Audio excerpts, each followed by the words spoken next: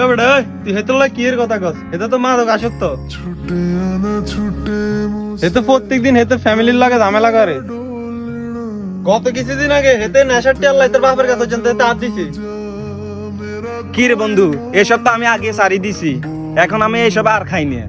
আমি যখন নেশা করছি তখন আমার বাবার সাথে খারাপ আচরণ করছি। এখন তো আমি নেশা করি না। এই তুই নেশা কর, তুই কোনো কথা কবি না।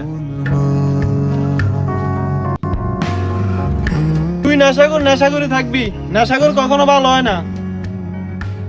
জানস, যে ছেলেটার এখন সবাই মাদক আসক্ত কয়, ঘৃণা করে, সেও কিন্তু জন্মের সময় আমগো মতনই জন্মাইছে, মাদক নিয়ে জন্মায় নাই। তাইলে হেতে এর মইল কেন?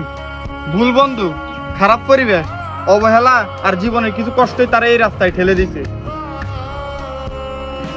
যখন তার সাহায্যের দরকার ছিল তখন অনেকেই তারা দূরে সরাই দিছে। মানুষকে তার ভুলের জন্য ঘৃণা নয়, সংশোধনের জন্য সুযোগ দিতে হয়। একটা হাত যদি তারা অন্ধকারে ঠেলে দিতে পারে, তাহলে আরেকটা হাতের সাপোর্ট ফেলে অবশ্যই সে আলোতেও ফিরে আসতে পারবে।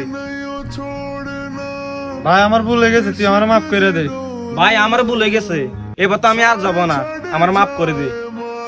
तू न छोड़ना।